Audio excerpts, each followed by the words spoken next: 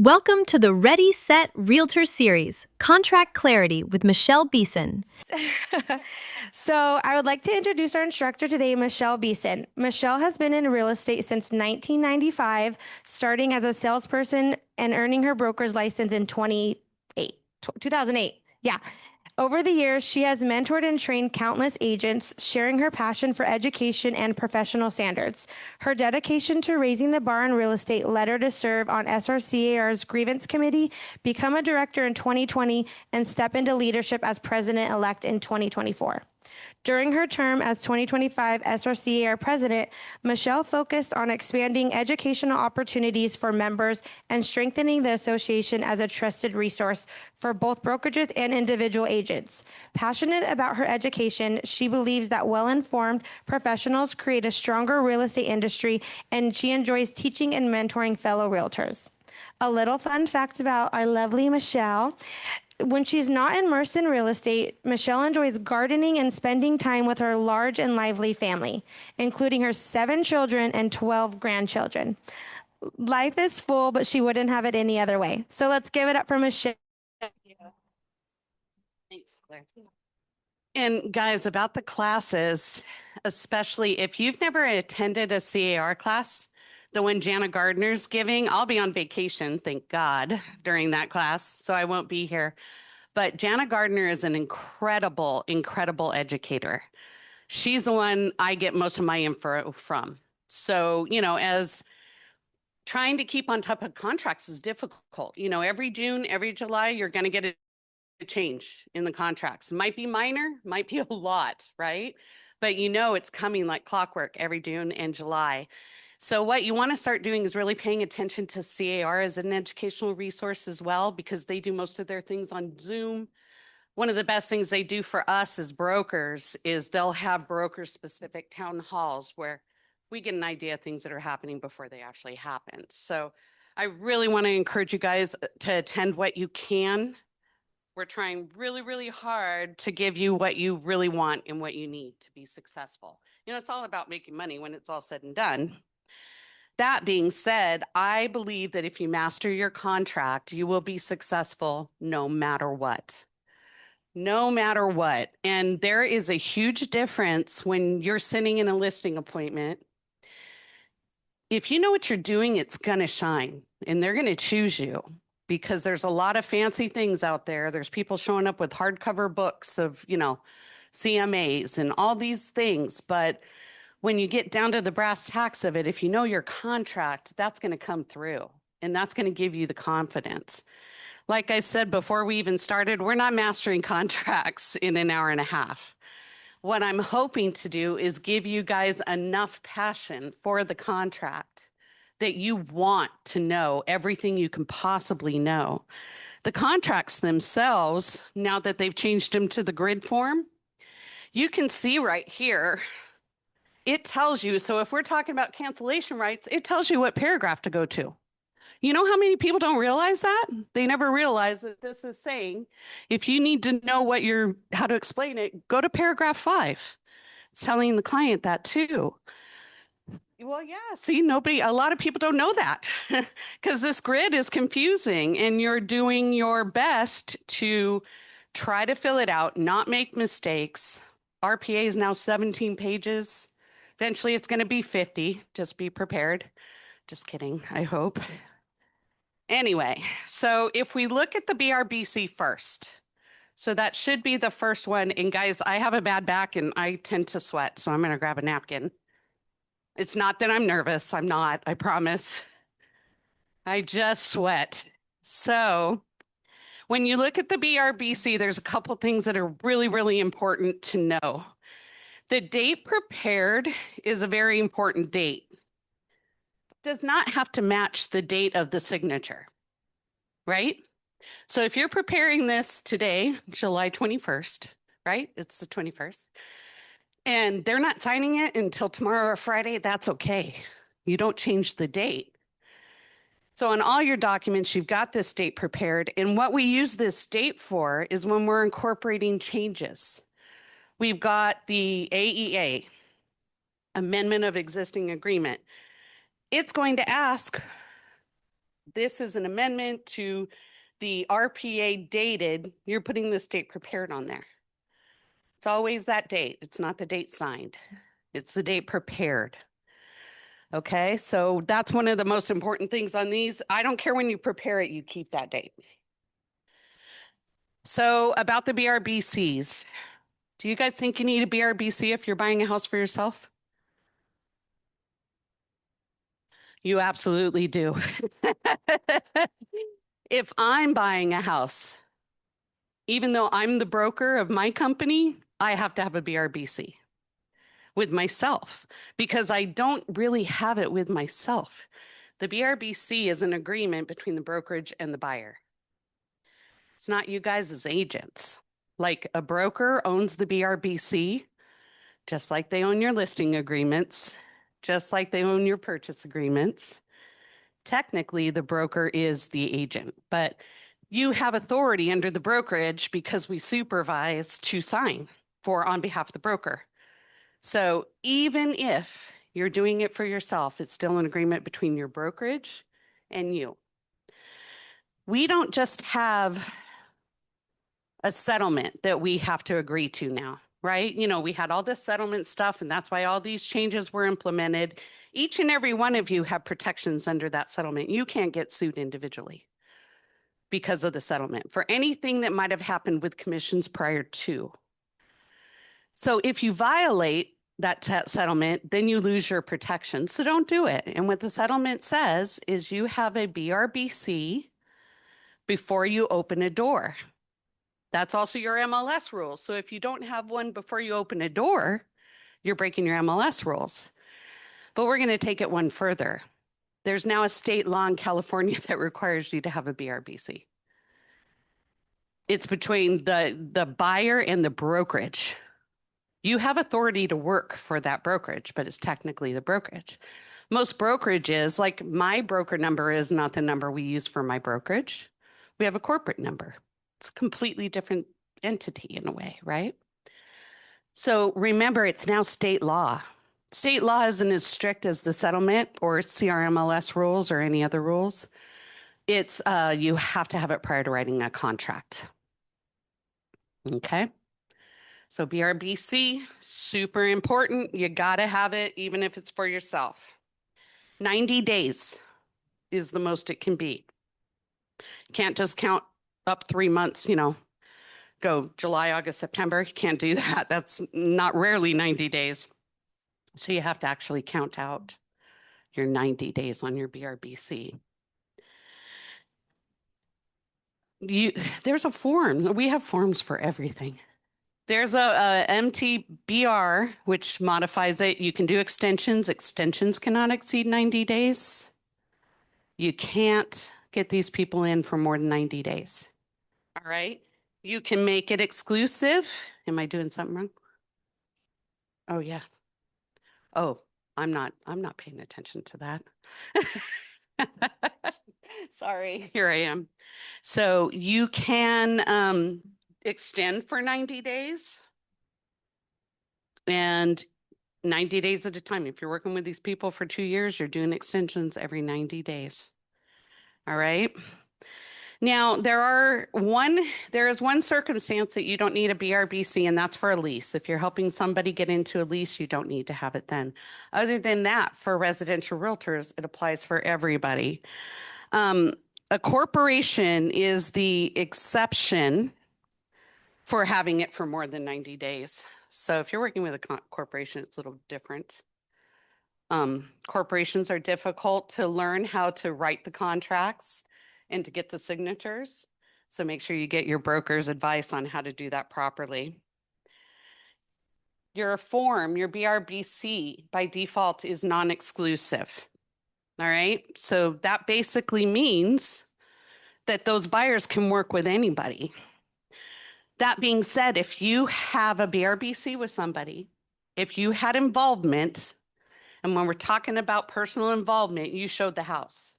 Maybe you did an extensive CMA, didn't show the house yet, but you did a lot of extra work. That's considered broker involvement, and they owe you a commission. Okay, very important to know that. That being said, The only way to get commission based on a BRBC is to sue that client. So your broker is going to have to agree to sue a client to get the money. If they go ahead and you show a house, I actually had an agent that did this, showed a house 3 times. And then the client had their cousin in LA write it up. Right? So then the agent knew that my agent was showing the property 3 times. So did a courtesy call. Hey, you should know your client just wrote it up with somebody else. Guy never showed it. Guy never did anything. So we had to make a decision. They bought it. They closed. We had to make a decision whether or not we were going to sue that client for the money. Ultimately, it's never a good idea to sue your clients. So just how are you going to protect yourself from that, right? The way you're going to protect yourself from those kinds of things is make sure that they know what they're signing. Like most of us, unfortunately, just send things. It's like, here, call me with questions. Is that going to suffice if you're sitting in front of a judge? Maybe. But you're not upholding your fiduciary duty when all you do is send something and say, call me with questions. You're just not. They hired you to do a lot of things. One is to find them a house, one is to open doors. But the big thing is to help them through their contract, keep them on their deadlines. That's what they're looking for you to do. They're going to sign pretty much anything you put in front of their face if they trust you. But what if you don't understand? So know enough about a BRBC to explain what they're getting into. If they, gosh, I'm dropping everything. I need a lower table. If they end up working with somebody else, they didn't understand what they were signing. Maybe they did, but more than likely, they didn't understand what they signed. I get involved a lot of times when it's happened after the fact. And unfortunately, most of my calls are my agents saying, hey, I met this client in an open house and they want to work with me, but they think they signed something with their agent because that's always the first question you ask. Are you currently working with an agent? Oh, not really. They're sending me things. Well, they may have signed something. Did you sign something? I don't know. So what that tells me is that agent did not explain that this is a legally binding contract. They owe you money if they buy a house, basically. And depending on how the contract itself is written up, it could be an exclusive where they have to work with you. It could be a non-exclusive where they could send you an email and your contract's canceled. No ifs, ands, or buts. So, but there's still broker involvement. So broker involvement is the key on a BRBC. If you showed a house, you're owed a commission if you had a BRBC with them. But your only remedy is to sue them, right? So we want to avoid that. We want you to sit down with these clients and explain the BRBC in a way that they understand. This is a legally binding contract between you and I, right? You are contracting with me to find you a home and to get you through the purchase. It's not just opening doors. It's not that simple. Well, you all know that. Real estate is an incredibly difficult and complicated transaction, and it's getting more and more difficult as it goes. So you're going to explain to them, you and I are going to negotiate commission. Commissions are always negotiable. You can never say and not get in trouble that they're not negotiable because it says right on the form they're negotiable. They don't have to agree to pay you what they want, what you want them to pay you. That being said, you don't have to work for somebody for less than what you're willing to work for them with, right? So one of the things when you're sitting down, the key of this form is to negotiate commission, to explain to them, we're in a legally binding contract. I need to make sure you haven't signed anything with anybody else. What's the issue? Do you guys think you're going to get in trouble if they say no and it turns out that they did sign a BRBC? Does anyone think the agent will get in trouble? No, because they won't. There's no more procuring cause anymore. It doesn't exist. But now what your responsibility is to do is explain to them when they look at the BRBC, look, if you've signed a BRBC with somebody else, you may owe them a commission. You could end up owing 2 agents a commission. So explain the gravity of what they're getting into. We're not trying to freak them out or scare them. I personally don't work with buyers too often, but when I do, I don't do exclusives. Because I have a different philosophy that if somebody wants to work with me, they'll work with me. And I don't want to work with people that don't want to work with me. If I pissed them off, pardon my French, let them go. That's a good way to look at it, in my opinion. So I also don't lose people. I also don't lose listings when I go on listing appointments because genuine, honest, and know your job, and you're going to do fine. So with a BRBC, while we're not going to go over it in too much detail, although I don't want to miss anything, just understand what it is in a way that you can explain it to your clients and they understand what they're signing. It's not just a thing we have to do. So for those of you who don't know, when you have a BRBC, you've now negotiated commission with your buyer. The RPA allows you to ask for that commission. So you can explain to your buyer, look, this is the commission that I'm negotiating with you. I'm required by law now to negotiate with you before we go out, before we write a contract. There's no way I can just not do it. In fact, I'm going to go so far as that if the public knew that we're required by law to have it, would they really want to work with a realtor that's just kind of flippant and doesn't care and doesn't want to do it? That's integrity right there. So we're going to explain to them, we've done this, but I'm going to negotiate on your behalf, try to get this covered. It's just like a closing cost. We've been asking for closing costs for as long as I've been in real estate. That was always a no-brainer. Lender says you're going to have $10,000 in closing costs. I'll try to negotiate it in the contract, and that's what we do. Well, now we're doing the same thing with commissions. So for those of you who were around before this was the case, I know there was a lot of grumbling, groaning, and didn't like it, but guess what? It's better. I can attest that a lot of my agents are making more money now that this is going this way because they're good negotiators. So negotiation is a fabulous skill. Obviously, it's your most important one. And just where I would like to see improvement in the industry myself is in explaining that you're signing a legally binding contract. There are buyers out there that don't even think the RPA is legally binding. They think that they have a, 10-day change your mind kind of clause in there, and it doesn't exist. So we need to know it enough to describe it in a way that our clients are going to understand it. And again, it applies to every kind of property, vacant land, everything except for leases. Leases are the only thing your broker's not going to yell at you for not having one. I had to yell at somebody today because they bought it for themselves under their LLC and they didn't have a BRBC. So that's not acceptable. But am I going to tell them to go backdate a BRBC? No, I'm not. I'm going to make them watch my 2.5-hour class on BRBCs. And I'm going to make him confirm that he watched it. And I'm going to make him write a letter so it's in there that says, I did not know, even though I've had every opportunity to know that I was required to have one. Let's see if there's anything else on here. Let's talk about, I did mention the cancellation rights. And non-exclusive is they send you an email, you're canceled. Your agreement's canceled. You have 5 days to provide them a list. If you get that email, you have 5 days to provide them a list, but I'm not waiting 5 days. I'm sending it. If I got it, that email's going out immediately. Gosh, I'm really sorry to hear that. I enjoyed working with you so much. By the way, these are the houses that I showed you. So if you bought any of these properties, you're going to owe me a commission. Just best of luck, right? Right? You're always going to be nice. You never want to not be nice. But if you showed them a property, they're going to still owe you a commission. They can't just cancel it. They cannot. Okay? It happens though. So be prepared. Don't get so wrapped up when people mess you over and they move on with cousin Jenny in Pasadena, because it happens. Go ahead.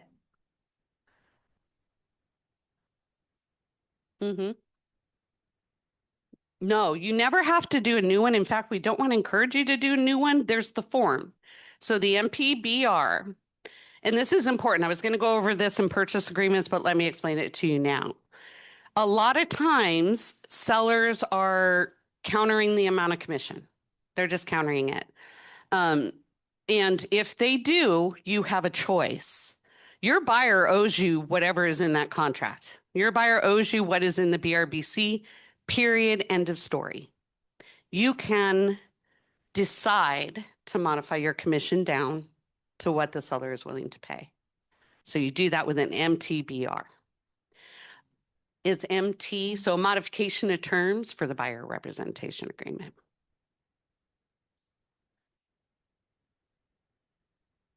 Unless they're going to pay the difference. So keep in mind that amount is owed no matter what, but you have to agree to modify it to take the lesser amount. Go ahead, Marlene.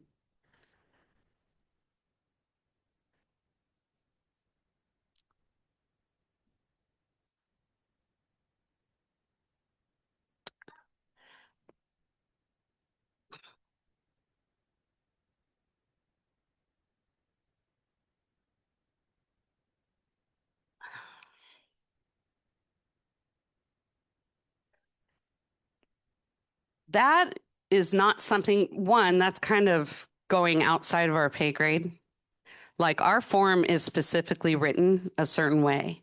Anytime we go and modify a CAR form, we're practicing law. We're not allowed to do that, right? No, I understand what you're saying. Well, let me get there, Marlene. Yeah. Yes, and I think you know my answer to that. I haven't gotten there quite yet. So when they modify it, you can modify it or the buyer is expected to pay it. Now, there's a thing I want to make sure I point out because I'm seeing this more and more. So people, when you're in E1, the amount of compensation, right? We're not going to say percentages here. We don't do that still, but let's just say you negotiate it, you put it in there. But you also want to charge extra because you want your client to pay your TC fee. Okay? You're not allowed to collect your client's TC fee, right? Now, there's brokers out there that will tell you, but I'm teaching the class, so I'm going to tell you the right way to do it. That's why we have this blank line right here. And if any blank, and it's only $1, that's where you can put your $500 or whatever you want to put. Right? So if you're going to charge anything over that, you're still getting compensation, you're still getting commission, you just have a flat fee. You can negotiate flat fee commissions. You can negotiate 2 separate commissions. You can do that. If that's your practice, perfectly okay. So if you do that, for example, we've got our percentage and we've got $500. You're charging that. You're not saying it's for your TC. You're just putting $500 because you're going to collect that extra and you're going to pay your TC after you get paid or on the CDA, whatever it may be. And the seller turns around and says, I'm not paying you 10 bananas, I'll pay you 7 bananas. Let's say he does that. You do a modification of terms to the BR and you say, okay, I'm modifying my compensation to 7 bananas. But you forget to mention this amount right here. That amount's gone now. So you're not collecting that anymore. You just modified your commission down and that extra amount goes away. So when you do the modification, if it's going to be there, you got to include it with your modification. Very, very important. One of the bigger mistakes I see, right? That's for the BRBC. We're still just on the BRBC. Now, let's talk about the continued right for payment for broker-involved properties. Don't leave that blank. I see so many leave that blank.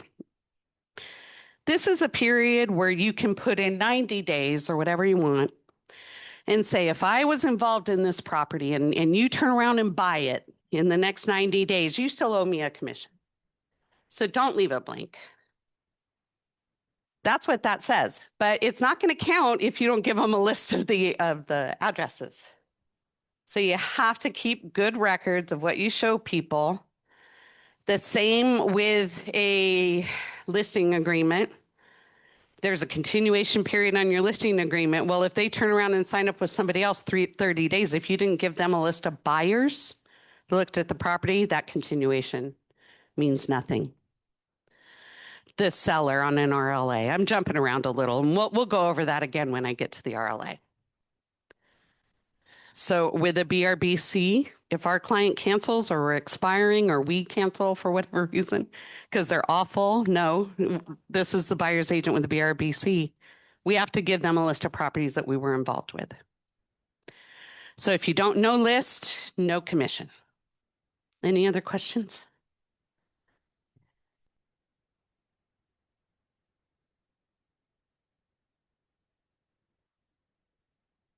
Mm-hmm.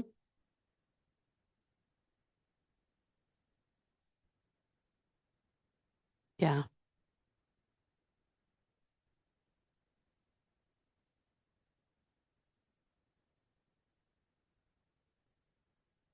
Mm-hmm.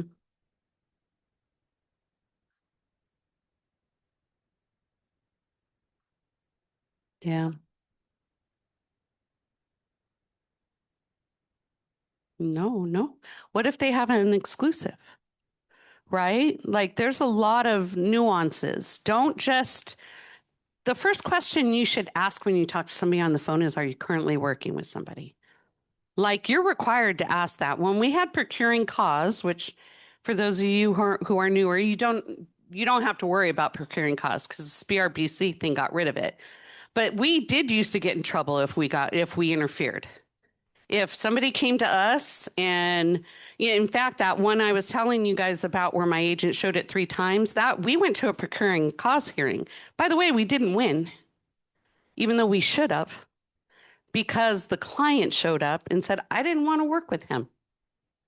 Yeah, I know he showed me the house 3 times, but I didn't like him. And that was good enough. He couldn't, it was like, okay, consumer choice. There was no legally binding contract back then. So they could choose to work with whoever they wanted. Now, we went after the client, the brokerage, I mean, because the broker knew it was a relative that wrote it up, but we didn't win. So we didn't get commission. Not always a good thing to do anyway, but yeah. No, you're fine.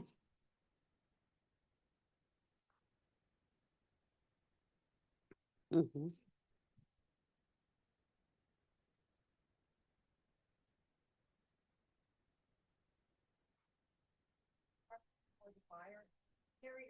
Mhm. Yeah. No, no, you don't want them running around with a contract. What you want them to know is what the contract says, and that should be good enough. And then they should be trained as your clients. Yeah, you could do like a wristband or something. I don't know. Um, but just train them. Say, you're in a legally binding contract with me. I know you might drive by an open house and decide to stop in. I'm not discouraging that. But what you do need to know, it's always not a bad idea if you do physical cards to give them a stack of cards and say, this is my realtor, but they need to know I'm in a contract with my realtor, right? They need to know that.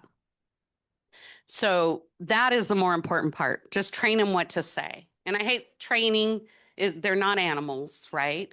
But they do need to be educated. So educate them. I'm going to use a better word. Educate them on what to say. Educate them on how to respond. I know sometimes they are animals, but we're just pretending that's not the case. Okay, I talked about the cancellation rights, non-exclusive. You're canceled as soon as you get an email. Yeah. Oh, I'm so sorry. Go ahead.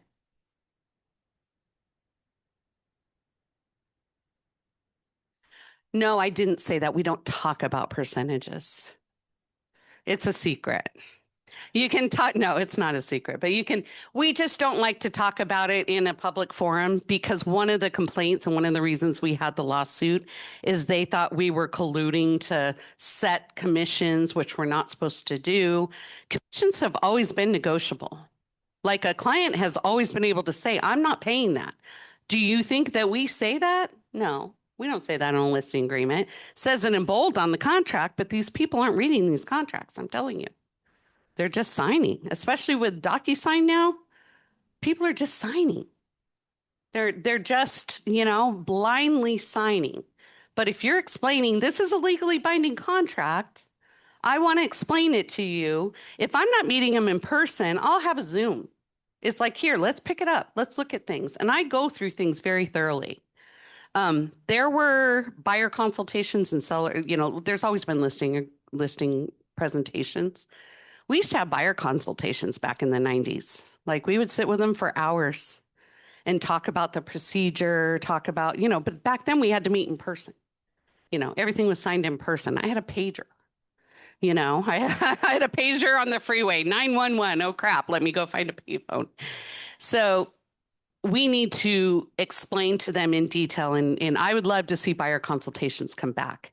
If you guys start doing buyer consultations and just sitting down and spend the next few weeks learning these contracts, and there's a million disclosures, we can touch on disclosures in this class, but not in significant detail. But know these contracts and then just exude, yeah, I know my shit. You know what I mean? I know what I'm doing. Just do it. If you spend that time, you're going to win most of the time because we can tell. And I hate to say it, but most people don't take that time. They're diving in head first. They're just trying to make money. They're hustling. They're doing all the lead generation, all of that, but they're not learning their contracts. And then that's when your broker gets, I'll get you. That's when your broker gets involved because you've got upset clients and I've got to talk them down. And then it's like, gosh, I wish I would have known that. I wish I would have known. I wish somebody would have told me that. Well, that's your job, you guys. It's your job to tell people that. It's why they hire you. Go ahead.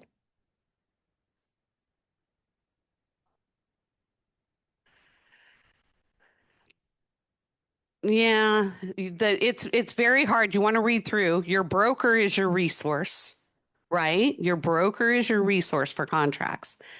CAR is a resource. SRCAR is now a fantastic resource, but your primary resource is your broker. Now, I may tell you things, I'll just share with you. I think it's wrong to charge your clients to extra for your TC. I have a moral problem with that. Most agents do not have a moral problem with that. Most brokers don't have a moral problem with that. That's your job. Like they hired you to do the paperwork. If you're going to hire a TC to help you do your paperwork, why are you making your client pay that on top of the percentage that they're paying you? I have a moral problem with that, but I'm in a minority. Everybody else, they'll do it all day. Your broker could say, well, Michelle is full of it. She doesn't even know what she's talking about. Why would you pay that when your client is willing to do it? Right? So just because you learn something in a class, I don't trump your broker. I do not. You go to your broker. They're your resource. CAR has a ton of resources. They go over the changes they start in May that are coming in June. They start in November for the ones that are coming in December. You guys have so many resources, but I get it. You're out there trying to make money. You're trying to make money. But that doesn't matter. It's like you don't go in and, I don't know, try to become an EMT and save lives without taking your first, knowing CPR first. It's kind of the same thing. All right, we got to get moving. I think we're not going to go into too much on this page except for what Marlene was talking about. There is a box here on 2G2. Right on page 1.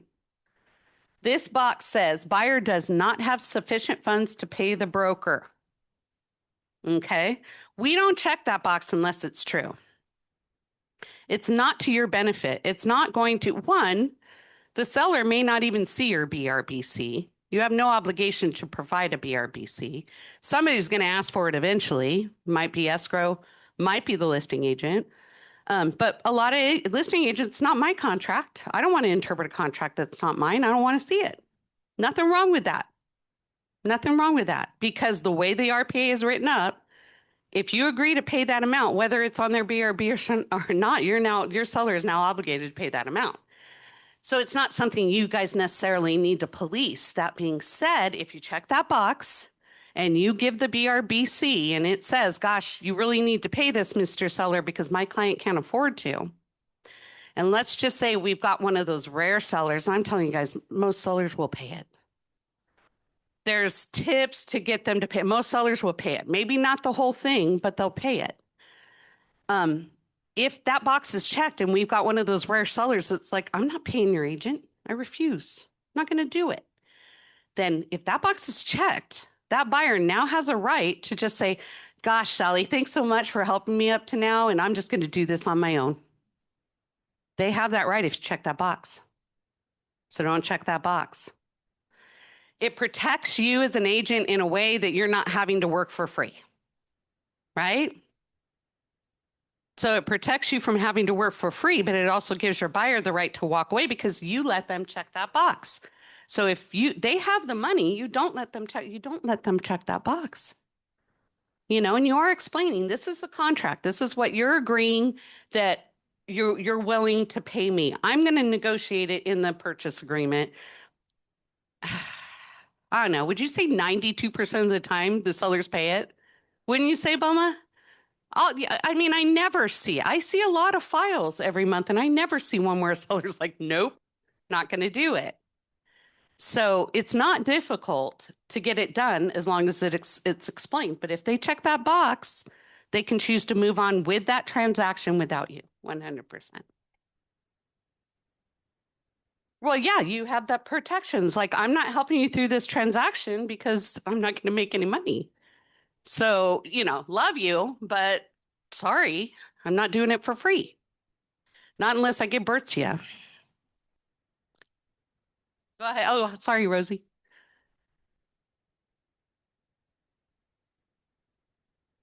Not necessarily, no. Well, they could. I mean,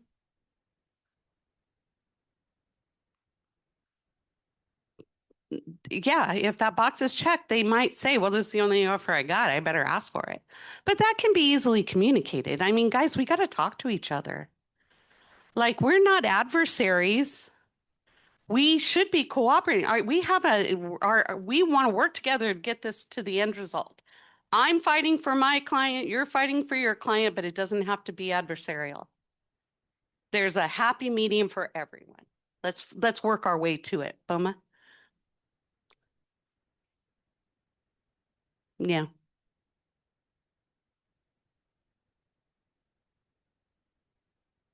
Mm-hmm.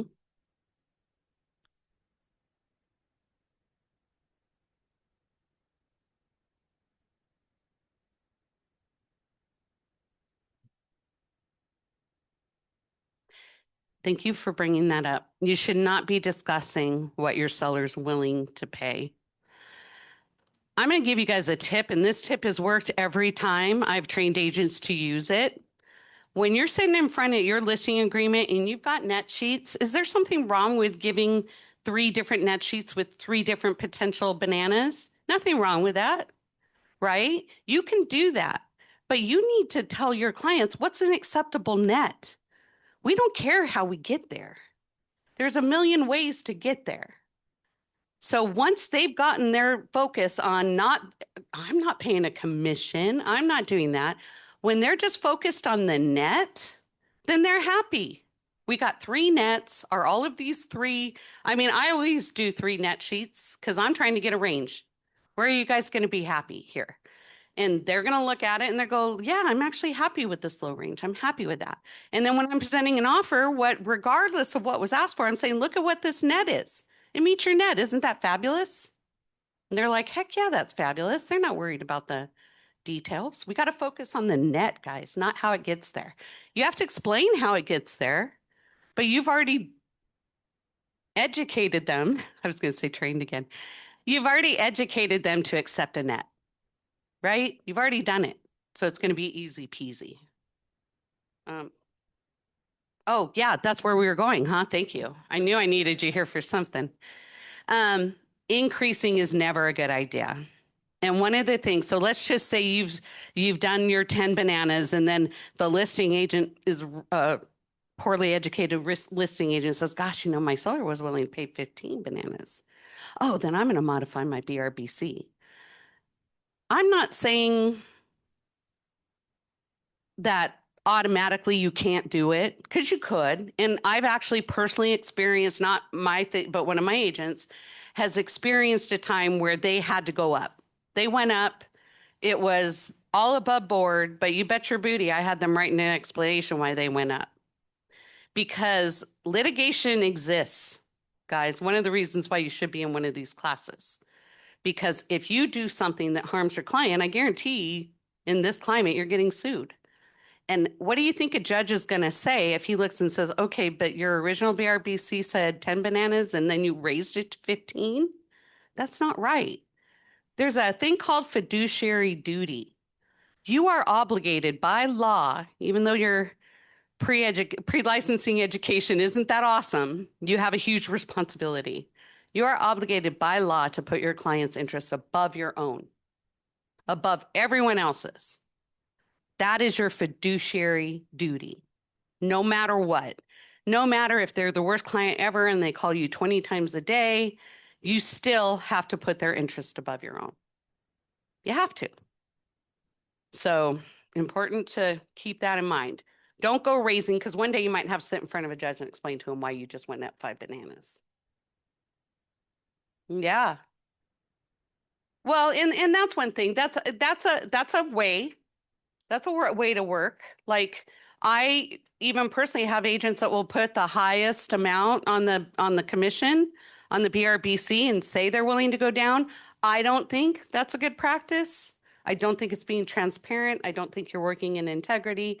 I tell my agents now, I already know plenty of people out there don't do it. They do it exactly that way. They're going to start high with the 15 bananas and go down.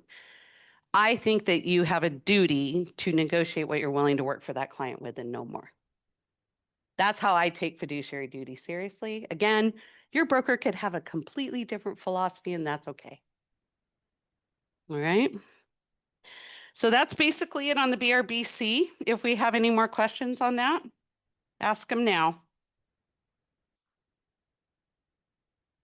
Otherwise, go home, read your BRBCs, send your brokers your questions. Yeah.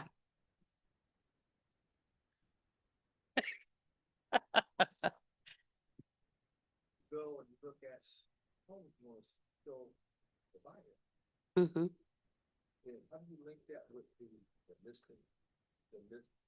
Oh, the purchase? Well, I'll show you. There's a way to ask for it in the purchase agreement. So yeah, we're coming to that. So now we're going to look at the RPA, not the RLA. Just because the RPA, you're going to be dealing with RPAs probably before you deal with listing agreements anyway. Listing agreements actually in and of themselves are extremely simple.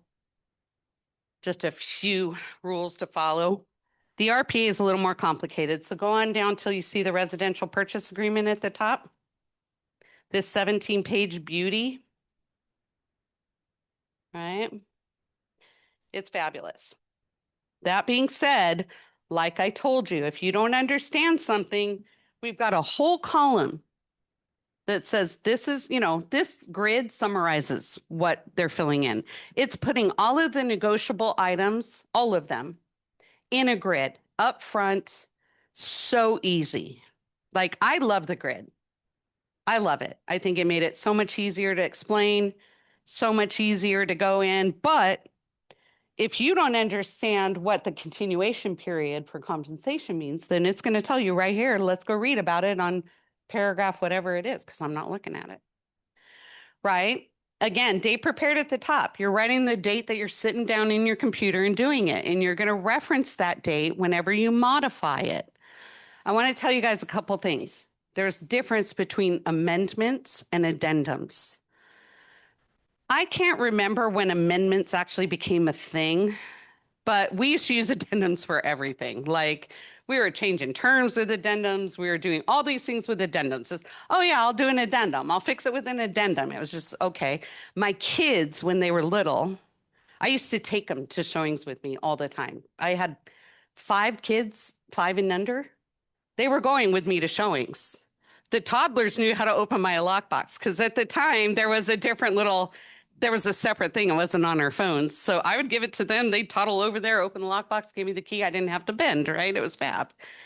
But that being said, my kids hated the word addendum because we said it so much. And still to this day, if they want to get my goat up, they'll say, oh, an addendum? Are you going to use an addendum? It's just a thing, right? But an addendum is only for clarification. An amendment is for changing. So that's an AEA, amendment of existing agreement. If you're changing terms, if you've decided that, let's just give an example. You're in your contingency period, you do an inspection, there's a request for repairs. You guys negotiate it. It's like, yeah, I'll take 5,000, but let's do it as a closing cost credit as opposed to a credit for repair. Because a lot of lenders are not going to want to see a credit for repair on a contract. So you would always have to check with your lender before you negotiated on your request, because you don't want to negotiate them doing, a new roof for $32,000 and not saying, not converting it to closing costs if you even can. And then the lender say, oh, there's a new roof. We're not loaning on this property. It needs a new roof. No, that kind of thing exists. So you have to be careful. You have to be in good communication with your client's lenders as well.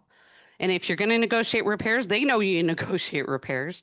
They know you're going to ask for a credit afterwards. Just make sure, A, that if we're getting a carpet allowance, that it can be a carpet allowance. Maybe it can, maybe it can't. And B, if we ask for closing costs, do we have enough? Because there's limits to closing costs. Buyers can't just get $1 million in closing costs because they can't get a big check back after close of escrow. They can't. They're not here to make money on this purchase, so the lender doesn't want to see it. So getting back on track, what you want to do as far as, hold on, let me get my glasses back on so I can see. I think we got way off track. Let's get back on it. Day prepared. So very simple. It's an offer from you. Here's the address. Put all the information in. Look up the assessor parcel number. In the MLS, the assessor parcel number is right there. If you want to look at the taxes, if you want to find out who the seller's name is, it's a hyperlink. You click on it. It takes you to Realist Tax. You've got all the information. Same with the broker's information at the bottom. Click on their information at the bottom, and then you get the broker's license number, the agent's license number, because if this is confirming your agency relationships. We did not go over an agency disclosure and probably won't on this class, but you have an agency disclosure signed before you do anything else. That's why when you pull up these RPA packages, the RLA packages, the agency disclosure is the first thing. Talks about the different kinds of agencies. You've got single agency, you've got dual agency. It talks about all of those. If you don't complete this correctly, and then the seller or listing agent doesn't correct it on a counteroffer, then we have to do a whole new form because you didn't confirm agency relationships. So click on the hyperlink where the listing agent's info is and get their info and put it in there. Otherwise, your broker's going to be annoyed. Trust me. So when we're looking at, you're putting everything in on here. What I want to point out is like the issues I see the most. Nothing really on the first page. First page is easy. Price, close of escrow. Don't leave any portion undone. Oh, here's an important thing on your loan amounts that you look out here on page 1 of the RPA. If you put a percent, like a interest rate on there, it's always a good idea, right? You get it usually on your pre-approvals. The pre-approval letter will say, here's an interest rate. Well, this is one thing I learned from Gov Hutchinson and Jana Gardner. If you have an interest rate on there, and for some reason they're not locked in and the rates go high, you've got an out. Because that interest rate is part of the terms. So if that interest rate changes significantly, let's just do 2 scenarios. Say you leave it blank because you're being lazy. I'm just going to call it what it is. It's lazy.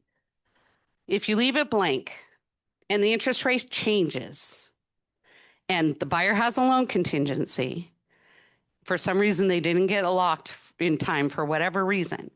If it changes and they don't have an interest rate in there and they qualify, they technically are buying that house, even if the payment is $1,000 more than they're comfortable.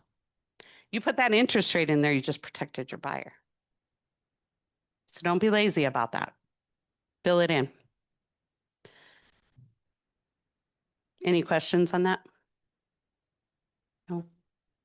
We are on RPA, page 1, and we're talking about E1, 3E1 on page 1 in the grid.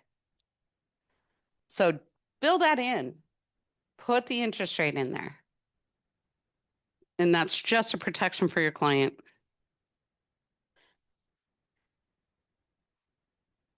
No, you're not locking the loan. It has nothing to do with the loan. You're making the fact that your buyer will buy it at X price, close in X days, as long as the interest rate is X. And well, let's just say then it's up to the buyer. If you have an interest rate on there and it changes and the buyer's like, I'm cool with that. It's fine. Then it's no problem. No harm, no foul. But if it goes up a lot, if the buyer qualifies and you have nothing in there, they're supposed to buy that property. Then it's just tied to them qualifying for the loan.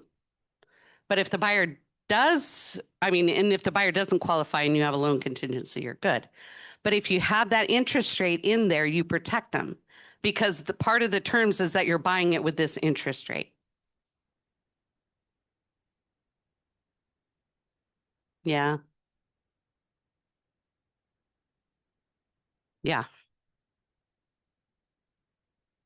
Yeah. 100%.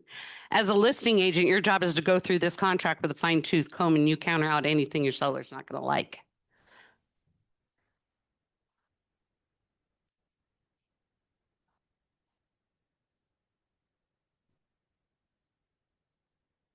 No, the lender is not, this is not obligating the interest rate. It gives them a way out if the interest rate goes higher than they're comfortable. You know, we live in a world where everybody maximizes everything. We qualify for, 5,000, we're going to spend 5,000 a month, whatever. This protects your client because there are clients out there who are like, okay, I can qualify for more, but I don't want a house payment over $4,500. So you put the interest rate in there to protect them. They know they can get this loan at this interest rate for $4,500. If it goes up too much and now we're looking at a $5,500 payment, they could say no, right? So it's just another protection for your client. Let's move on to page 2. Again, really important on the agency. Don't leave it blank. Look it up. It's not hard to find. We make everything really easy to find. So we're in 3Gs, right? This is where we talk about the credits to the buyer. 3G1. This is where we ask for closing costs. If they need closing costs, you check with the lender and you ask for closing costs. Make sure that what you're asking for does not exceed what they can get, and all is good. 3G1 is only for closing costs. 3G2 is kind of an open thing, and I honestly don't see it very much, but a good example of what you would use for 3G2 is, say they're in the private remarks of the MLS, they're saying, hey, seller's offering a $5,000 credit. There's a carpet shot. Seller will give you a $5,000 credit. You call the lender says, yeah, we're cool with that. That's good. We don't care. It's probably a conventional loan where they don't. So you're going to put $5,000 in 3G2 in one of those blanks, and you're going to say for carpet allowance. Yeah. So that's where you're going to put things like that aren't either closing costs or commission. 3G3 is where we ask for the commission to be paid. So in G33, 3G3, we're going to put in there our 10 bananas that we negotiated. And we're going to put in our $500 at the end of that line if we want to ask the seller to pay that. Good luck with that. If I counter nothing, I'm like, I'm not paying your TC fee because I have a moral problem with it, right? So I'm like, yeah, not going to happen. So I'm going to recommend to my seller counter that out. But that's where you're going to ask for that right here is in 3G3. You're going to check the box and you're going to say payment, seller's payment for, they're paying it on your buyer's behalf, right? That's exactly what's happening. Your buyer has an obligation, just like they have an obligation to pay these closing costs of their lender. Your seller is going to either agree to it or counter it. But that's exactly where you ask for that, is in 3G3. And if you're going to ask for that amount, that extra amount, do it here. If you're not going to ask for it, make sure your buyer knows they're paying it. So you don't have to ask for everything on your BRBC. You could have a BRBC for, 10 bananas, but we're on multiple offers, and you could say, look, or here's a good example. I got this weird email from a broker, but he's just a broker for himself. Why is your agent's client asking for commission when they're paying cash? You know what my answer was? Because they can. Like, this part of the negotiation, the guy was indignant. He's like, why are they asking for it? In his mind, if they're paying cash, they should not be asking for their agent's commission. It just was silly. You put in there what you're going to ask for, knowing that it could get countered out. But if you don't put that TC fee, and I'm calling it a TC fee for clarity, you're not calling it a TC fee. But if you're putting that $500 in there and you don't ask the seller to do it, or you've got multiple offers that you're competing and you're like, the buyer might say, look, Mike, don't ask for the full, 10 bananas, just ask for 5. I'll pay the rest. So just because you have it on the BRBC doesn't mean you have to ask for it, right? You don't have to. So just know that. And then everything else on this page, for the most part, is kind of tied into contingencies. So you've got these series of contingencies. Those are not change your mind. Gosh, don't worry. You've got your whole contingency to change your mind. That's not what we're doing. There's a thing in this contract called good faith. It is in the contract that you are going to act in good faith. What good faith means legally is that if you're going to cancel because your loan got denied, you're not using your physical inspection to do it. You're going to cancel for your loan contingency. You have investigation contingencies. They're broke up into a million kind of categories. You can look at the contingency removal form to see the breakdown of all those categories. Okay, you want to know what they are, just pull up the contingency removal forms. Got them all listed. You don't even have them just for your physical inspection. You've got insurance now. Got a contingency for your insurance in case the insurance is unacceptable. You've got them for review of seller documents. You've got them for review of HOA documents. Your buyers have so many protections in this contract, it's not even funny. They have these contingencies. If they don't like something in the contingency, they cancel. They don't hold the inspection contingency in their pocket because they're kind of hoping that this other house is going to fall out of escrow and they may want that one. Right? That's not what we do. They need to understand they're in a legally binding contract. They have to act in good faith. If a seller, let's just say, and it happens, believe me, let's just say a good example is somebody, open house. They went to an open house and they're like, no, Michelle, I want this house. I don't want the one I'm in contract with. I actually had that happen. We lost one time. Their earnest money, this back in the day, their earnest money was $5,000. They didn't get it. It was a multiple offer situation. My guy didn't get it. We went and found another house. In escrow on this other house, I get a call from the first house. Michelle, we're canceling. Do your buyers want it? Well, we had already moved our contingencies. Even if we hadn't, they didn't really have a legal right to get their earnest money deposit back, right? Because it was like, gosh, I'd rather have this other house. We're acting in good faith. They've got me as their agent. They're not fudging. It's not going to happen. So I tell them, they're like, yep, we really want it. We don't care. Their new earnest money was $5,000. They're like, we don't care if we lose our earnest money. We really want this house. Well, I went back and I told the listing agent, look, they really want the house, but they're going to lose their earnest money. We got a $5,000 credit to make up for their earnest money. So it's doable, but that's the point. They wanted the house they originally wanted. They got the opportunity, but they had no legal right to get their contract back or their earnest money deposit back. That being said, you can always negotiate it, just like I did. It's like, look, they're going to lose that $5,000. We can't get it back. Okay, let's figure it out. That's why you got to work together, not work against each other. Work together. Yeah.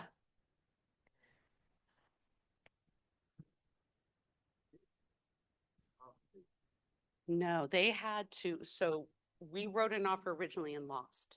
It was a multiple offer situation. They lost it. So they went into escrow on a different house, $5,000 earnest money that they paid $5,000. So they were out $5,000. Not only that, with the new escrow, they were going to have to put $5,000 in for the new escrow for the earnest money. We couldn't contractually get the earnest money back. We had no contractual right to get it. So instead of, and the seller was like, hell no, you're not getting it back. It's mine. Now we could have fought. It's always a negotiation. Speaking of earnest money, there is no, okay, you have a right to cancel, you're getting your money back. Can't tell your clients that.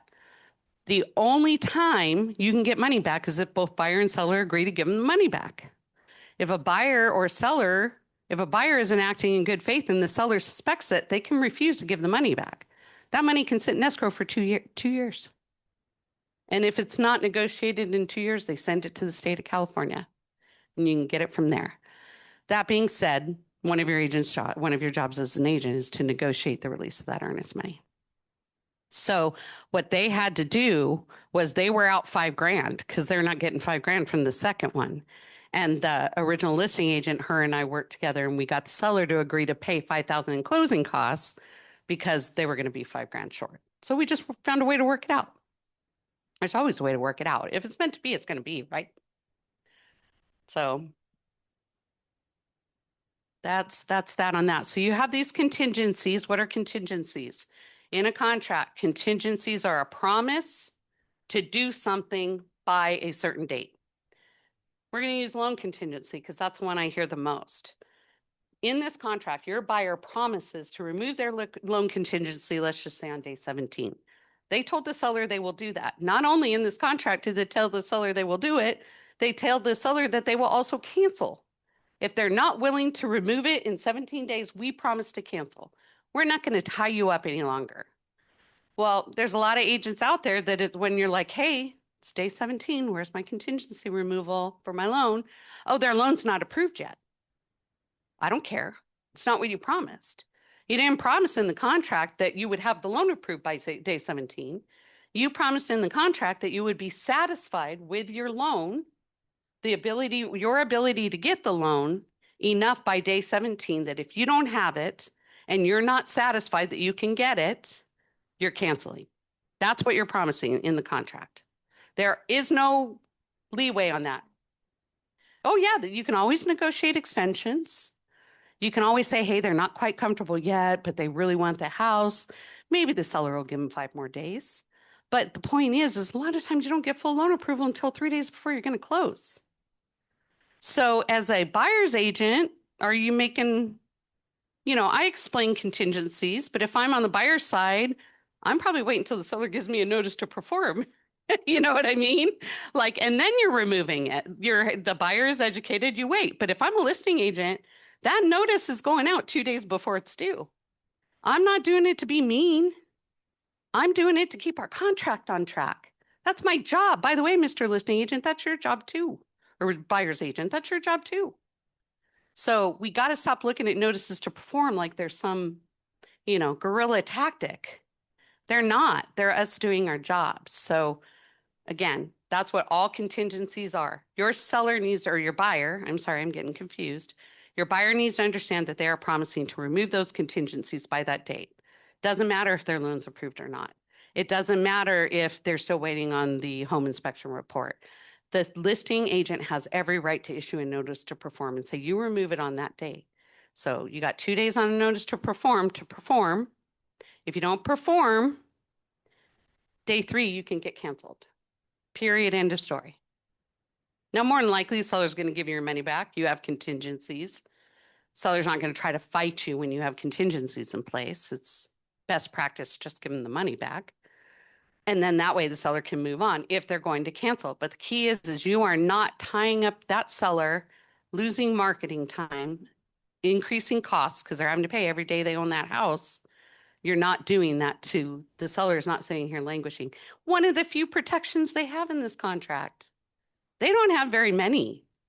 If a seller is under contract and something, God forbid, happens, they lose a job or, somebody passes away, maybe they have to go out of state to take care of a sick parent, whatever. They don't have a cancellation right for that. They can't legally get out of the contract. They got to call us and negotiate and see if we'll let them out. They have very few. So the buyer is well protected. Protect them, but make sure they understand what contingencies are. And I don't care if you don't have your loan approval on day 17. If it's due, you better be satisfied with that lender, and that lender better be able to tell you, hey, it's not a problem. Are they always honest? No, but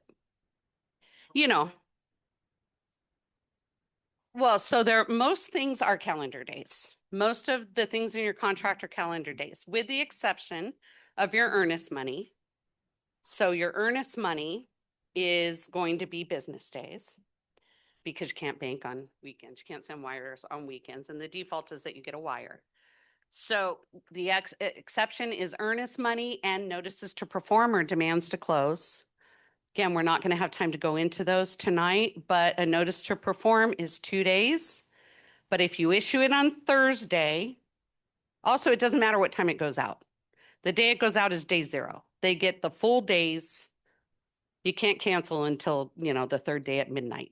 Like they get the full time. Time of delivery does not matter. If you're on vacation, didn't check your email, doesn't matter. Email is considered delivery. Period. End of story. So let's just say you send it on Thursday, but our performance day falls on, then our performance day is technically Saturday. Your last day of performance cannot be a weekend or federal holiday on those. So if you get a notice to perform and the last day of performance is Sunday, you get all day Monday. Unless Monday is a federal holiday, then you get all day Tuesday.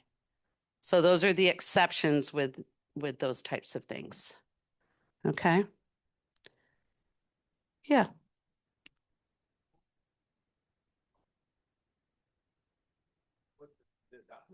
Contingency removal. Yeah.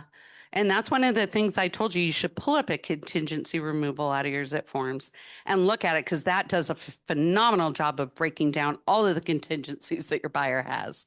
It's not buried in the grid here. So, and then you send it over. You don't have to remove a whole investigation contingency. You might still be waiting on certain things. So you can just pick and choose what the buyer's ready to remove. And don't play the game that, yeah, we're good with our investigation was great, but, we're just not going to remove it yet. That's not acting in good faith. And you're showing good faith to a seller by saying, yeah, I'm going to remove this because I can. I'm happy. Like if we just did what we promised to do, real estate would be so much smoother. And you wouldn't have lawsuits and you wouldn't have cancellations and all of that. So, yeah, exactly. We only have 15 minutes. I'm not even halfway through this class. You can waive contingencies. Your buyer can waive contingencies. Like you're not going to have a loan contingency on a cash deal. So you're going to say, we're waiving that. We don't want that one. I mean, they're in the contract, but you got to waive them. Sorry, all of a sudden I just got all crabby in my voice. Other than that, that's pretty simple. The rest of it, you're going to choose, don't leave blanks open. That becomes problematic. If there is a box to check before something, like for example, your compensation, you're supposed to check a box if you're asking the seller for compensation for if they're asking for it in 3G3. So do not forget to ask for it. Couple other things on the contract, delivery of contract. So we're not looking, when somebody says when was the contract accepted, we're not looking for the last date of signature, which people tend to do all the time.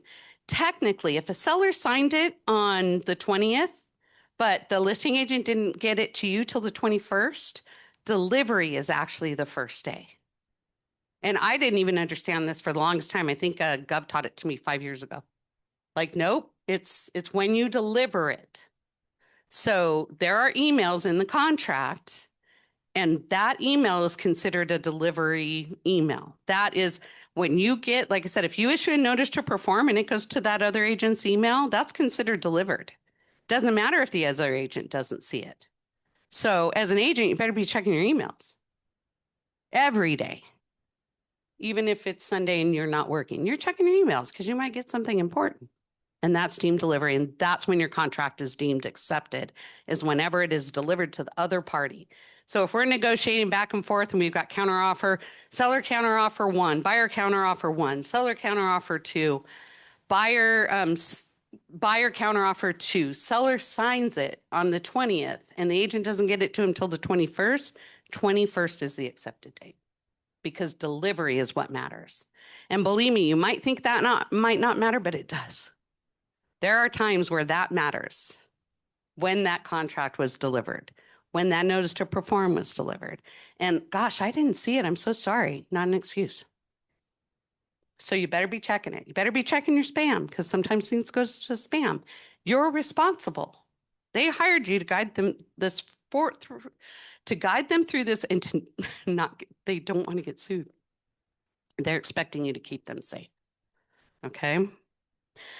Speaking about suing, before we move on to the, is there anything, I'm going to count on you here, Mike. Is there anything else on the RPA that is important that we talk about? I mentioned good faith. I mentioned fiduciary duty. Most everything in the remaining pages is all explanation of what's in the grid, with the exception of good faith, fiduciary duty, things like that. Very, very, very important that you understand those. And again, I'm just trying to go through with my experience. I'm passionate about contracts. Like if I think I don't know something, I'll lose my mind. So I go out of my way to make sure I know things. I want all of you to be that passionate. I want all of you to be that good at the contract. Because if you are, your broker's happy, your clients are happy, you've done your job, you've protected them. If you don't know the contracts, you shouldn't be doing it. It's the main thing. You can't practice law as a realtor, but you are expected to interpret legal contracts. How can we do that? Because you are trained specifically in these contracts, in these rules. You're not trained in pre-licensing. I would love it if you were, but you're not. And we're not going to argue with the DRE because we don't want to be on their bad side. But when you join a brokerage, you should make sure you get into the training programs and you learn everything and you do it on your own. It's really not that complicated. So let's look at the RLA, which is back a little bit. So I'm actually going to be done on time. Yes. Arbitration and liquidated damages are always optional. So that's a great question. I'm glad you asked that. So there's a lot of times where a buyer signs them, but the listing agent does, or the seller doesn't sign them. Whether it doesn't matter if the listing agent forgot to set up the DocuSign. If both initials aren't there, then they don't apply. And it's mediation now is required no matter what. Mediation and arbitration used to be separate, but all parties have to agree to mediation. That is no longer optional, but arbitration is. So if mediation is in play, arbitration is in play, what happens? Well, somebody's upset. They moved in and they tore out the cabinets and God forbid there was mold back there. Well, they're convinced that the seller knew about it and hid it. How the seller knows about mold behind the cabinets is beyond me. But people don't always think logically, right? So they immediately go like, you knew about this and you didn't disclose it.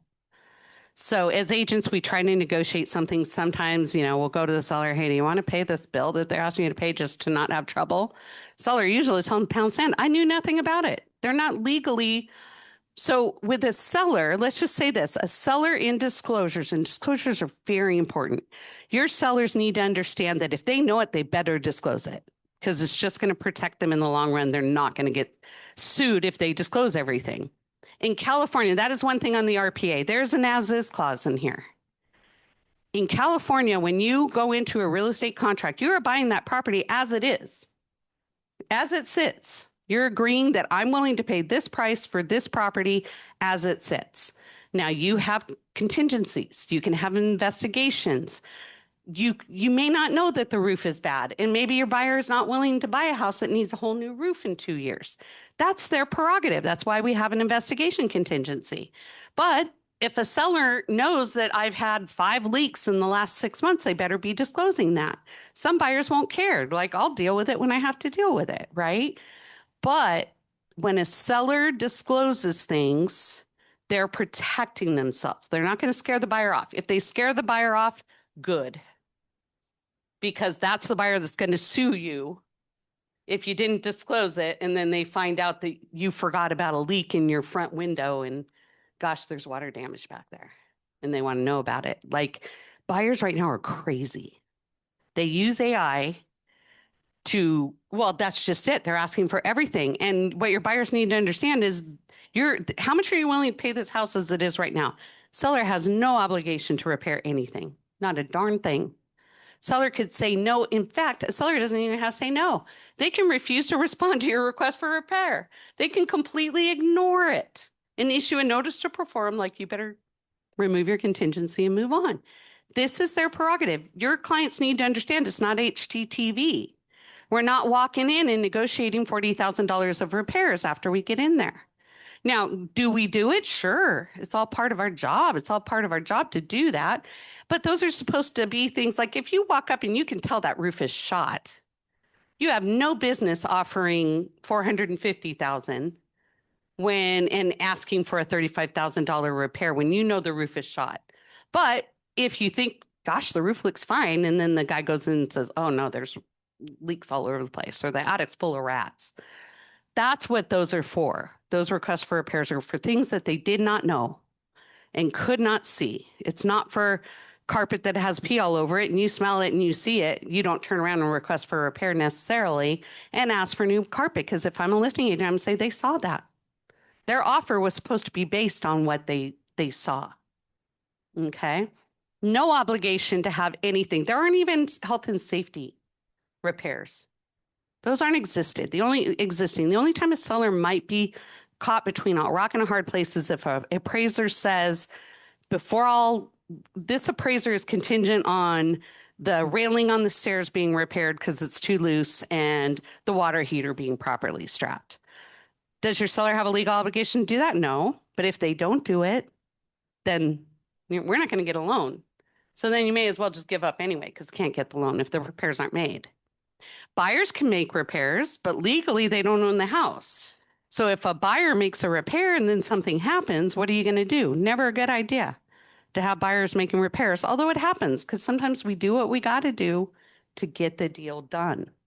That's our job, but within the confines of the contract and things that are legal.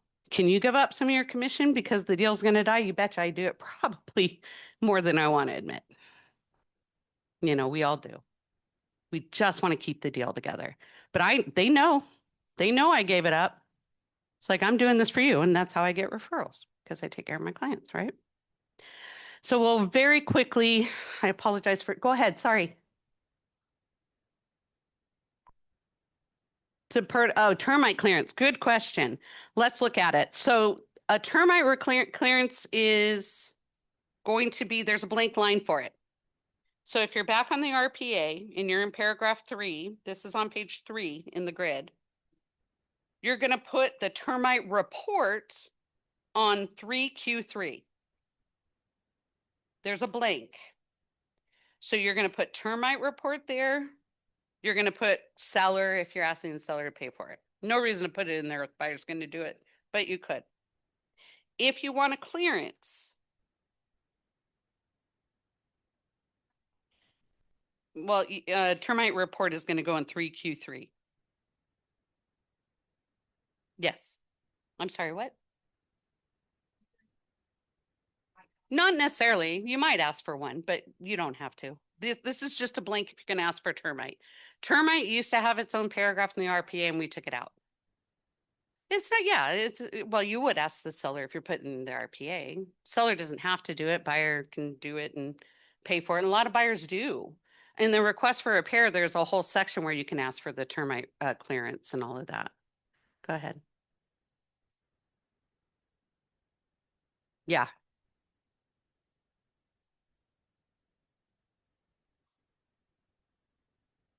And the clearance.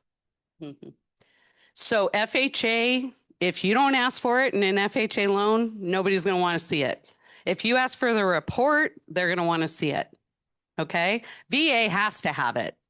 Like, you may as well ask for the report and clearance in the report in the offer, because you need it. Now, VA has softened up on that. They'll let the buyer pay for termite repairs. But with a VA, you're going to need Section 1 and Section 2 clearance, not just Section 1. For those of you who don't know, in a termite, you're going to get a breakdown of Section 1 items, Section 2 items. Section 1 items are things that are a problem now, that are currently an issue. Section 2 items that are maybe conditions that could possibly lead to problems. So do you have to fix them? No. I mean, if the sprinkler's hitting wood siding, eventually it's going to be a problem, right? So a termite guy might list that as a Section 2. Seller has no obligation to repair it usually, except for in a VA. So VAs are going to want to see those. If you got a VA loan, they're going to want a termite. And if you're going to ask for the clearance, we're going to ask for that on Q17, fees or costs. You might write termite clearance in there. I've seen it done also in other terms. You know, Q17 is kind of small, but a lot of people in other terms will also write seller to provide a termite clearance. Now that in and of itself could be problematic. If a seller doesn't know how much it's going to be, they may not want to agree to pay something, and they will counter that out and say, go ahead and ask for it in the request for repairs. So you have a couple different ways to deal with termite. Go ahead, sorry. No, you're okay. Q17 is where you would ask for a clearance. So you're not going to ask for a clearance in reports because a clearance is not a report, it's a cost. Okay. You also can write it in R to your heart's content. R is for you to write things in the RPA that you feel you need to ask for, that you feel weren't covered in the contract. You have to be careful, check with your brokers to not write anything that contradicts terms in your contract. And don't try to sound smart, just be simple. Like fifth grader language. We don't have to sound like an attorney wrote it because then nobody will understand it, right? So there's that. RLA, again, we'll be quick. The RLA is simple. And I think when we do these in the future, we might need to separate them, like purchase and listing, because hour and a half is just, well, especially if I'm teaching it, let's just be honest. I like to talk. I love the contract. I'm very passionate about the contract. And like I said, if I do nothing else tonight, I hope I excite you guys about the contract because it can be really cool. And gosh, when you get it, you feel really smart. So just try to do it. Listing agreement, same thing. Listing agreement is between the broker and the client, not you as the agent individual. You have authority to sign contracts on your broker's behalf. Okay. So you got to understand that. So if you swap brokerages, you may not get to take your listings with you. So when you're signing up for brokerages, you may want to ask what that thing is because it belongs to the broker. Contracts belong to the broker. BRBCs belong to the broker. They don't belong to you. Sorry, guys, you don't have that much power. Right? Your broker can remove you from a contract. If you're really pissing off a client, they can do whatever they want to do. Okay, so understand that. Listing periods just can't exceed 24 months. So you can take a listing for 2 years. It's not as confining as the BRBC. And other than that, I think it's important when you are negotiating your compensation, which is in 2C1, that is only the compensation that you are getting paid. We're not talking about the buyer's agents. We're not talking about anything with the client as far as buyer's agents bananas. We're going to wait and see how many bananas they would like to get. And if it fits in our net, we're happy campers and life is good and we're moving forward, right? I will say, I think maybe 50% of our transactions, I see a counter in commissions. A lot of agents just aren't trying to counter it. They're looking at net. So again, when you're in those listing presentations, you figure out the net that's going to work for them. And if it fits there, that's what you're reminding them. Oh, look, fabulous. This is right where we want to be. But I think we could probably get a little bit more. Let's do a counter offer. But they're already going into it saying, this is great. Or gosh, we're about 10 grand under what your, least acceptable net is. So let's figure out how we're going to make that out.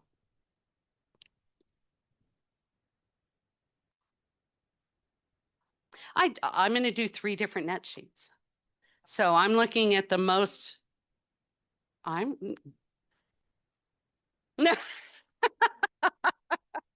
only talking bananas here, guys. That's it.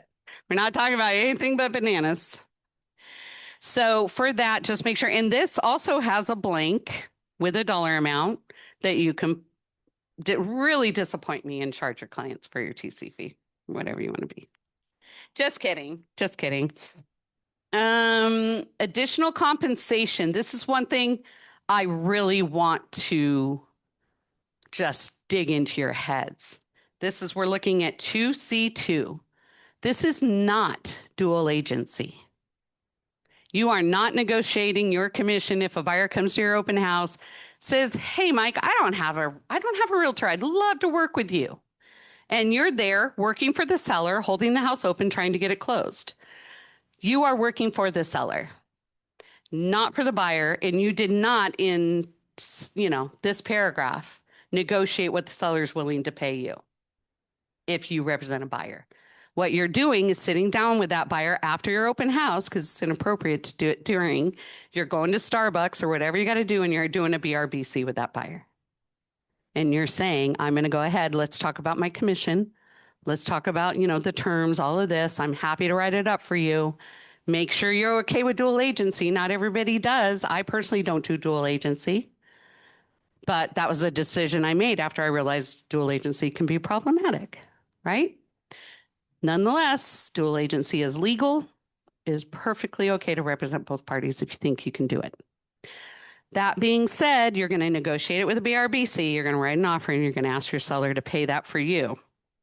If what this is for is if, you two better stop. What this is for is if that buyer walks in and says, "You know what, I was a realtor 30 years ago. I can do this, not a problem. I don't need a realtor, I'm good." Right? They are an unrepresented buyer. That's okay. It's okay if somebody says, "I can come and do it." But guess what you're doing? You're giving them all the contracts because they don't have access to them. By the way, if you don't have the address on the forms from your zip forms, CAR, if you don't put the address on the form when you give it out, you're violating their copyright law. So you have to have an address. That's all you have to have. Yeah, as long as an address is on the form, although zip forms won't necessarily let you send out anything without an address. So they're going to kind of keep you, up and above water or whatever. So you can do that, but you're going to be doing a lot of extra work. Like, they're going to make mistakes.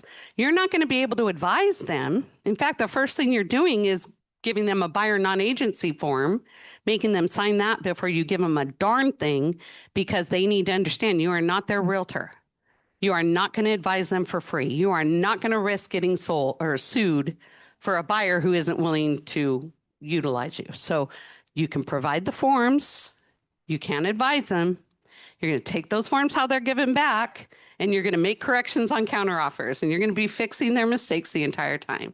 And that's why they have this space here. That's what that percentage is for.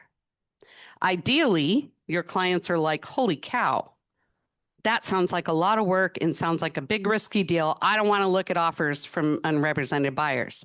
They have that right, and you write that in the additional terms at the end of the grid, and you say, "Seller will not entertain offers from unrepresented buyers."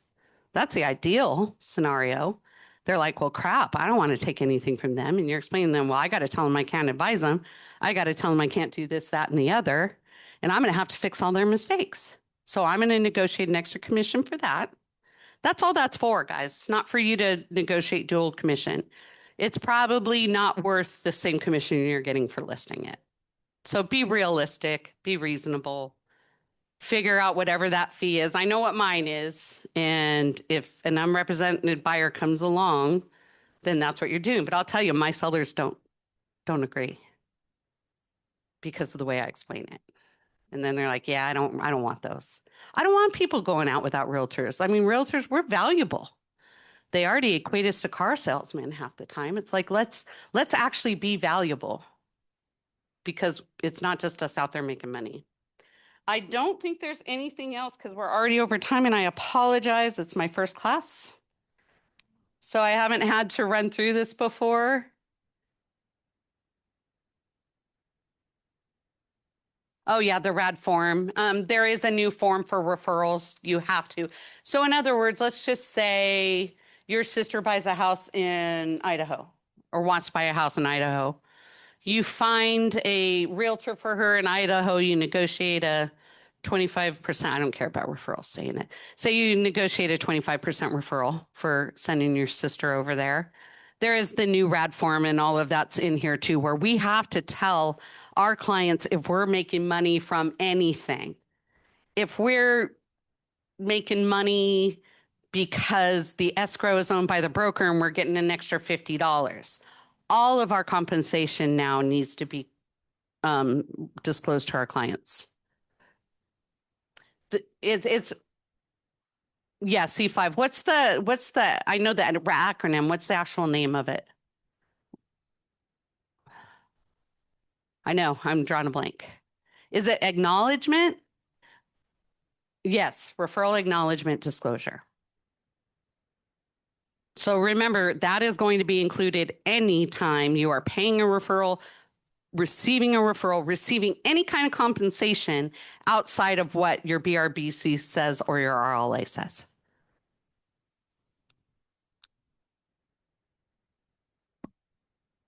Yeah. Yeah.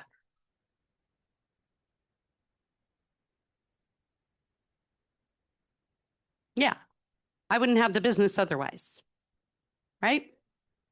All right, I'll hang out for a little while if anyone has questions, but yeah, well, and not too long because our staff wants to go home. But thank you everyone for joining us. I appreciate it. And don't forget, if you have ideas for classes, I'm on the website, on SRCAR website. You can reach out to me or staff. Of course. I'm so glad. Son and Uh-huh. and right now we have a call is doing the BA Okay. and questions.